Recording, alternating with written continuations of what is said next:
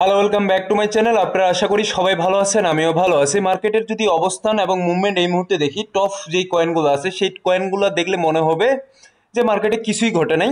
গত কয়েকদিন আগে মার্কেট স্বাভাবিক আছে, কিন্তু আমরা সবাই জানি যে মার্কেটে গত কয়েকদিন আগে কি ঘটনা ঘটে গেছে। একটা ট্র্যাজেডিক ঘটনা ঘটে গেছে, এবং গত পরশুদিন আমি কিন্তু ভিডিও তৈরি করছিলাম এই বিষয়টা নিয়ে, এবং মোটামুটি মার্কেটের উপর খুবই রাগান্বিত ছিলাম।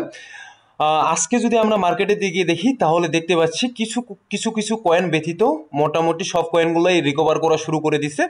এবং টপ যেই কয়েকটা কয়েন আছে সেই কয়েনগুলোতে বোঝাই যাচ্ছে না যে মার্কেটে গত কয়েকদিন আগে একটা ট্র্যাজেডিক মুভমেন্ট হয়ে গেছিল।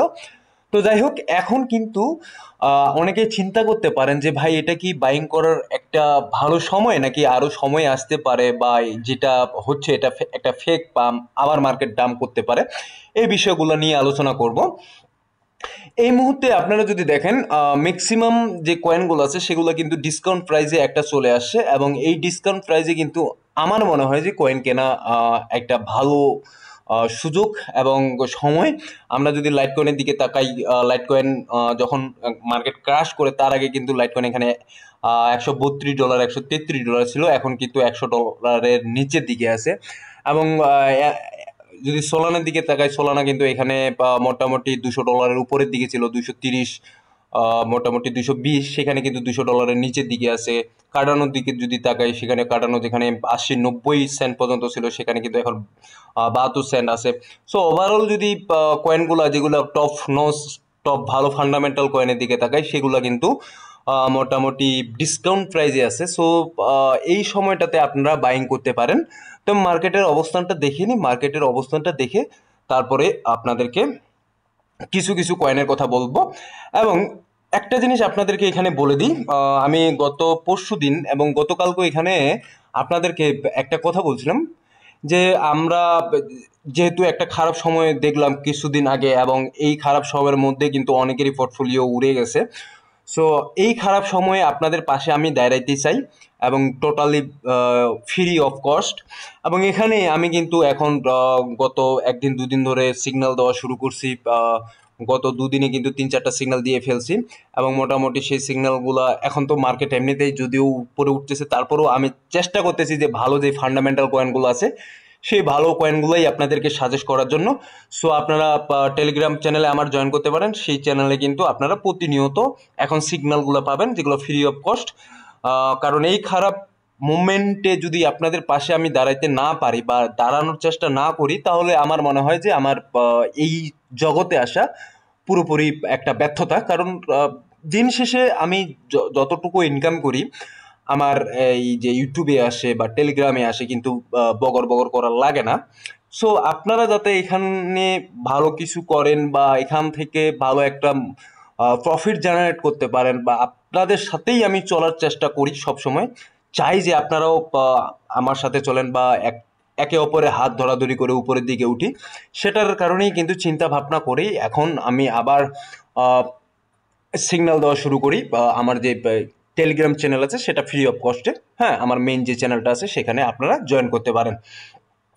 তো মার্কেটের দিকে আমরা চলে যাব বিটকয়েনের দিকে। বিটকয়েন যদি আমরা 4 ঘন্টার টাইম ফ্রেমে দেখি, বিটকয়েন যতটুকু না ক্র্যাশ করছে তার চেয়ে কিন্তু বেশি ক্র্যাশ করছে আমাদের অলস কয়েনগুলো। এবং বিটকয়েন কত দূর পর্যন্ত আসে সেটা যদি আমরা একটু লক্ষ্য করি তাহলে আমরা বুঝতে পারবো। এর আগের যে লটা ছিল সেখানে হচ্ছে 1,08,000, সেই 1,08,000-এর যে জোনটা আছে এই জোনটা প্রায় এই জোনটার কাছাকাছি চলে আসছে, যেটা মোটামুটি একটা বলা চলে যে ওয়ার্ডার, একটা যে ওয়ার্ডার ব্লকের ওয়ার্ডার ফিল আপের জায়গা, সেই জায়গা পর্যন্ত আসে। আবার মার্কেট কিন্তু এখান থেকে উপরের দিকে নিয়ে গেছে। সো এখন বলতে পারেন তো ভাই তাহলে তো মনে হচ্ছে যে আপনি যেভাবে বলতেছেন সেটা তো নর্মালই মনে হচ্ছে। হ্যাঁ, একদিক দিয়ে নর্মাল, আরেক দিক দিয়ে কিন্তু এটা নর্মাল না।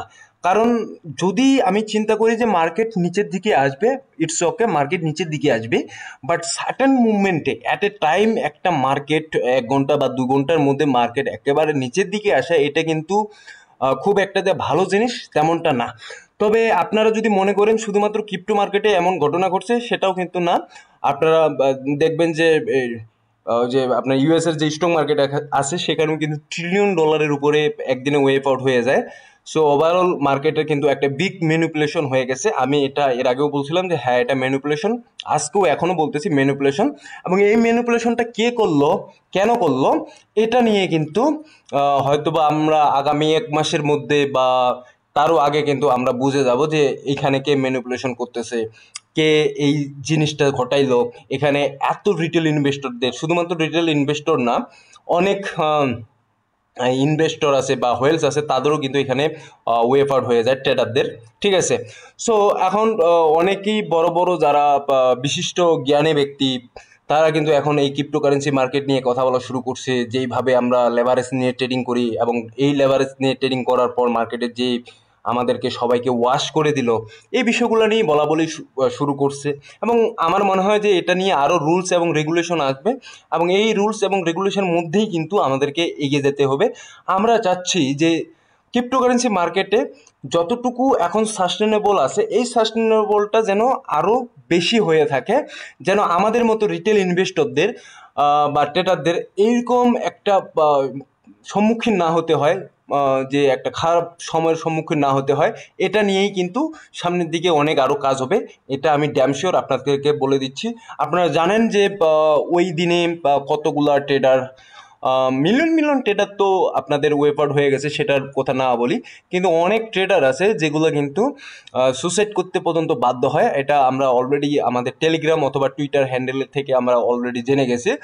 সো এখন এখানে যদি আমরা দেখি যে মোটামুটি যদি ক্রাশের কথাটা বলি, সেখানে বিটকয়েনের দিকে তাকালে দেখা যাচ্ছে না, এটা তার ওয়াটার ব্লকের একটা জায়গা আসছিল, এই ওয়াটার ব্লকের জায়গা পর্যন্ত আসছিল, তার মার্কেট আবার মুভমেন্টটা খুব ভালো করছে এবং মোটামুটি ঠিক সেম ওয়েজে যাচ্ছে, যেটা মনে হচ্ছে যে স্বাভাবিক একটা বিষয়। ঠিক আছে, স্বাভাবিকই মনে হচ্ছে। এবং যেহেতু বিটকয়েন অতটা আমরা ক্রাশ পাইনি, সে কারণে কিন্তু এটাতে খুব একটা খারাপ মনে হচ্ছে না। অন্যদিকে যদি আমরা টোটাল থ্রির দিকে তাকাই, টোটাল থ্রির দিকে তাকালেই তো আমাদের মনে হয় যে মানে দুনিয়া উলট পালটের মতো একটা অবস্থা করে ফেলছে এই যে জায়গাটা। ঠিক আছে, এবং আমরা জানি যে অনেক কয়েন এখানে জিরো পর্যন্ত হয়ে গেছিলো। সো এই যে জোনটা আছে 766 বিলিয়ন, ঠিক আছে, এই 766 বিলিয়ন পর্যন্ত মার্কেটে এখান থেকে চলে আসছিল। সো ম্যানিপুলেশনের কথাটা কেন আমি বারবার বলতেছি যে ম্যানিপুলেশন মার্কেটে হয়েছে, সেটার একমাত্র কারণ হচ্ছে ট্রেডারদের জন্য, শুধুমাত্র ট্রেডারকে ওয়াশ আউট করার জন্য এখান থেকে এই যে মার্কেট এতটুকু নিচে নিয়ে আসছে। অনেকে বলতে পারেন যে ভাই অনেকে সেল আউট করে বের হয়ে গেছে বা সেল আপ করে এখান থেকে বের হয়ে গেছে। না ভাই, এতটা সেল অফ করবে না। যারা ইনভেস্ট করছেন বা স্পটে হোল্ডিং আছে, এতটা সেল অফ করে টোটাল থ্রি মানে অলস কয়েনগুলোর কথা বলতেছি, এতটা এখানে যেখানে 1,15,000 16,000 1.16 ট্রিলিয়ন বা 1.15 ট্রিলিয়ন পর্যন্ত ছিল, সেইখান থেকে মোটামুটি বলা চলে যে এখানে 1 ট্রিলিয়নে গায়েব করে ফেলছে। ঠিক আছে, শুধুমাত্র অলস কয়েন থেকে 1 ট্রিলিয়নেই গায়েব করে ফেলছে। মানে এটা এতটা সেল অফের কোনো প্রশ্নই আসে না। ঠিক আছে, সো এটা টোটালটা ম্যানিপুলেশন, এটা আমি বলে রাখতেছি, এটা কিন্তু আপনারা সবসময় মাথায় রাখবেন। এবং ট্রেডারদের কথা আমি বলতে চাই খুব ভালো করে, যে ট্রেডার আপনারা যারা আছেন, আপনাদেরকে একটা জিনিস মাথায় রাখতে হবে, যদি রুলস এবং রেগুলেশন যে নিয়ম আছে, সেই নিয়মগুলো যদি আপনারা ফলো না করেন, কোনো না কোনো কারণে আপনার মনে হচ্ছে যে আমি যেই ট্রেডগুলো নিচ্ছি সেগুলো তো আমার ফেভারে যাচ্ছে, আমার এগেনস্টে তো যাচ্ছে না, তো আমি ওইভাবে একটু অসংযুক্ত হয়ে একটু কাজ করি, তাহলে কিন্তু আপনি ধরা খাবেন। কারণ মার্কেট কোন সময়ে আপনাকে আপনার বিপরীতে চলে যাবে বা আপনার এগেনস্টে চলে যাবে, সেটা কিন্তু আপনি বলতে পারবেন না। সো অবশ্যই এখানে রুলস ফলো করে এবং প্রপার মার্কেট অ্যানালাইসিস করে এবং স্টপ লস লাগিয়েই কিন্তু আমাদেরকে কাজ করতে হবে। আদারওয়াইজ যেমনটা ঘটে গেল, সেটা কিন্তু আসলে আনএক্সপেক্টেড। এবং অনেক অনেক অনেক মানুষ আছে এখানে কিন্তু অলরেডি, মানে কি বলবো, আর বলার মতো ভাষা নেই, আমি ভাষা খুঁজে পাচ্ছি না। সো যাই হোক, সেটা কথা বলবো না। তো এখন কথা হচ্ছে যে যে জিনিসটা বলতে যাচ্ছি যে মার্কেটে কি এন্ট্রি নেওয়ার সময় কি সময় কি না। তো আমার মনে হয় যে হ্যাঁ, মার্কেটে আপনারা এন্ট্রি নিতে পারেন, কারণ যতটুকু পর্যন্ত মার্কেট কার করছে সেখান থেকে যদি মোটামুটি গত 1 দিন বা 2 দিনে আমরা যদি এন্ট্রি নিতাম, আমরা অলরেডি ফেয়ারে ছিলাম, ভয়ের মধ্যে ছিলাম, ওই কারণে এন্ট্রি নিয়ে নেই। বাট আমার মনে হয় যদি এন্ট্রি নিয়ে ফেলতাম তাহলে কিন্তু এখানে মোটামুটি 30 থেকে 40% আমাদের প্রফিট চলে আসতো। অনেক কয়েনে কিন্তু অনেক প্রফিট অলরেডি দিয়ে ফেলছে, 10%, 20%, 25% পর্যন্ত। সো আমি মনে করি এখনও ডিসকাউন্ট জোনের মধ্যেই আছে কয়েনগুলো, কয়েকটা কয়েন ব্যতীত ডিসকাউন্ট জোনের মধ্যে আছে।